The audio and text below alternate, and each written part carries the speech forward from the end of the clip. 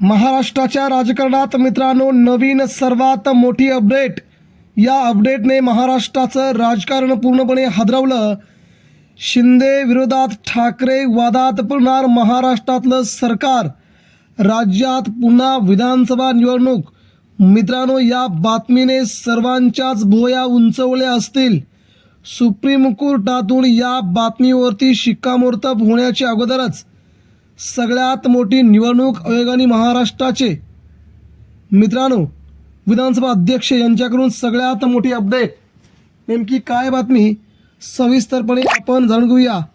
देशाच्या राजकारणातून या बातमीला सर्वांकडूनच खूप मोठी अपडेट आता समोर येते. तर जाणून घेऊया या बातमीने राज्याच्या राजकारणात नेमकं कशा प्रकारचं राजकारणाचं समीकरण बदललं आहे. मित्रांनो, ही बातमी सर्वांसाठी महत्त्वाची आहे, राज्याच्या दृष्टिकोनातून खूप महत्त्वाची आहे आणि या बातमीला सगळीकडूनच सर्वांनाच हवीहवीशी वाटणारी ही सर्वांच्या सहमतीची अपडेट. सर्वोच्च न्यायालयामध्ये मित्रांनो आज सलग तिसऱ्या आठवड्यामध्ये शिवसेना पक्षीय नाव आणि धनुष्यबाण हे चिन्ह उपमुख्यमंत्री एकनाथ शिंदेंच्या शिवसेनेचं आहे की उद्धव ठाकरेंच्या शिवसेनेचं या संदर्भात सुनावणी होणार आहे. आज ठाकरेंच्या पक्षाकडून ज्येष्ठ वकील कपिल सिब्बल यांचा युक्तिवाद पुढे सुरू राहिला. या प्रकरणामध्ये शिंदे विरुद्ध लागला आणि निकाल लागला तर राज्यातील मुख्यमंत्री देवेंद्र फडणवीस यांच्या नेतृत्वाखालचं सरकार कोसळणार का?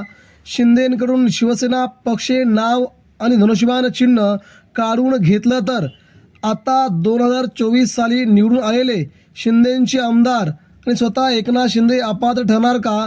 राज्यात मध्यवर्ती निवडणुका लागणार का? अनेक प्रश्न सर्वसामान्यांना पडले आहेत. त्या संदर्भात सगळ्यात मोठी अपडेट. राज्यात सध्या भारतीय जनता पार्टी हा सर्वात मोठा पक्ष आहे. त्याखालोखाल उपमुख्यमंत्री एकनाथ शिंदेंची शिवसेना आणि अजित पवारांची राष्ट्रवादी काँग्रेस पार्टी आहे. महाराष्ट्रातील सत्ताधारी महायुती आघाडीची विधानसभेतील एकूण ताकद 230 ते 235 आमदार इतकी आहे. यामध्ये 2 अपक्ष आमदारांच्या पाठिंब्याचाही समावेश आहे. मित्रांनो, यामुळे अधिक असं प्रचंड बहुमत असल्यामुळे आता सरकार पडणार का हा मोठा प्रश्न आहे. या जागांपैकी सर्वाधिक म्हणजेच 132 आमदार भाजपचे आहेत. त्याखालोखाल शिंदेंच्या शिवसेनेचे 57 आमदार असून अजित पवारांच्या राष्ट्रवादीचे 41, जनसुराज्य पक्षाचे 2 आमदार. तसं पाहिल्यास 144 जागांसाठी बहुमतासाठी आवश्यकता असताना हे सरकार अत्यंत मजबूत आहे. मात्र शिंदेंचे आमदार अपात्र ठरू शकतात का हा मोठा प्रश्न आहे. ठाकरेंच्या विधिविषयक टीममधील वकील असीम सरोद यांनी पुण्यात शुक्रवारी पत्रकार परिषद घेतली. त्यावेळी त्यांनी 2024च्या निवडणुकांमध्ये धनुष्यबाण चिन्हावरती निवडून आलेले कोणी अपात्र ठरणार नाही, कारण त्यांना कायदेशीर हक्क दिलेला आहे, तो योग्य आहे असं समजून या निवडणुका झाल्या आहेत. यात न्यायिक अंडरस्टँडिंग अशी असते की ज्यांनी या निवडणुका लढवल्यात त्यांची त्यात काही चूक नाही. त्यामुळे 2024मध्ये निवडून आलेलं कोणीच अपात्र ठरू शकत नाही. 2024 साली हे सरकार आलं आहे, यामुळे असं त्यांनी स्पष्ट केलं आहे. त्यानंतर पुन्हा एक महत्त्वाची बातमी म्हणजे शिवसेना हे नाव आणि पक्षचिन्ह काढून घेतलं तर काय होणार असा प्रश्न असेल तर मुद्दाच एवढाच राहतो की एकनाथ शिंदेंना कोणत्या तरी पक्षात विलीन व्हावं लागेल. त्यांची सगळ्यांची इच्छा असली तर ते विलीन होतील, नाहीतर प्रत्येकजण स्वतंत्र पक्षात जाईल. ते कोणत्याही पक्षात जाऊ शकतात असं असीम सरोदेने स्पष्ट केलं आहे. भाजपमध्ये जातील अशी सगळ्यात मोठी अपडेट समोर येते. आमदार अपात्र ठरले तर परत विधानसभा निवडणूक होणार का असा प्रश्न असीम सरोदेंना पत्रकारांनी विचारला. त्यावर नाही, निवडणूक नाही, कोण होणार, परत त्या आमदारांना इतर पक्षात ॲडजस्ट करून घेतील, त्यांना आपल्या पक्षात घेण्याची इच्छा आहे, त्यांना घेतली तरच भारतीय जनता पार्टीच्या पक्षात विलीन होतील. एकनाथ शिंदेंना भाजपमध्ये विलीन होण्याशिवाय पुढे पर्याय नसेल. त्यांच्यासोबत इतर किती जणांना घेतात हा देखील मुद्दा महत्त्वाचा राहील. त्यामुळे कदाचित त्यांना दुसऱ्या पक्षी शरण घ्यावी लागेल. त्यामुळे एकनाथ शिंदे हे भाजपमध्ये जाऊन स्वतः मुख्यमंत्री पद मागतील.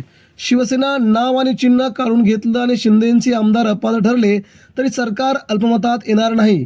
त्यामुळे शिंदेंकडून शिवसेना पक्ष नाव चिन्ह गेलं तरी त्यामुळे सरकार पडणार नाही. 230 पैकी 57 आमदार बाजूला पडले तरी महायुती सत्तेत राहील. त्यामुळे एकनाथ शिंदेंचे सगळे आमदार जरी अपात्र झाले, पक्षचिन्ह जरी उद्धव ठाकरेंकडे गेलं तरी देखील भाजपा सत्तेमध्ये राहील, सरकार कोणत्याही प्रकारे पडणार नाही असं स्पष्ट होत आहे. शिंदे आणि ठाकरेंमधील शिवसेना वादाचा एकही निकाल लागला तरी त्याचा सरकारवर काही परिणाम होणार नाही. राज्यातील सरकार स्थिर राहणार आहे. मित्रांनो, त्यामुळे महाराष्ट्राच्या राजकारणामध्ये भारतीय जनता पार्टी सरकारमध्ये जरी राहिली तरी एकनाथ शिंदे यांची शिवसेना ही महाराष्ट्राच्या राजकारणामध्ये जरी अपात्र झाले, एकनाथ शिंदेंचे सगळे आमदार जरी अपात्र झाले, पक्षचिन्ह जरी उद्धव ठाकरेंना गेलं तरी महाराष्ट्रात पुन्हा निवडणुका होणं शक्य नसल्याचं म्हटलंय. मात्र उद्धव ठाकरेंसाठी टर्निंग पॉईंट हा असेल, एकनाथ शिंदेंची शिवसेना त्यांचे आमदार भाजपमध्ये विलीन होतील, सरकार स्थिर राहील, परंतु पक्ष आणि चिन्हाचा निकाल उद्धव ठाकरेंच्या बाजूने लागणं खूप गरजेचं आहे असं सध्या म्हटलं गेलं आहे. मित्रांनो, याबद्दल आपणास काय वाटतंय? देशाच्या राजकारणामध्ये उद्धव ठाकरेंशी आपण कसे सहमत आहात? उद्धव ठाकरेंच्या हातात शिवसेना जाईल या मताशी आपण सहमत का? नक्कीच आपल्या प्रतिक्रिया आमच्यापर्यंत पोहोचवा. महाराष्ट्राच्या या सत्ता संघर्षाचा निकाल पुढील आठवड्यात अपेक्षित आहे आणि शिवसेनेचा निकाल उद्धव ठाकरेंच्या बाजूने लागेल ही देखील महत्त्वाची अपेक्षा आहे. आपणास काय वाटतं? आपल्या प्रतिक्रिया द्या.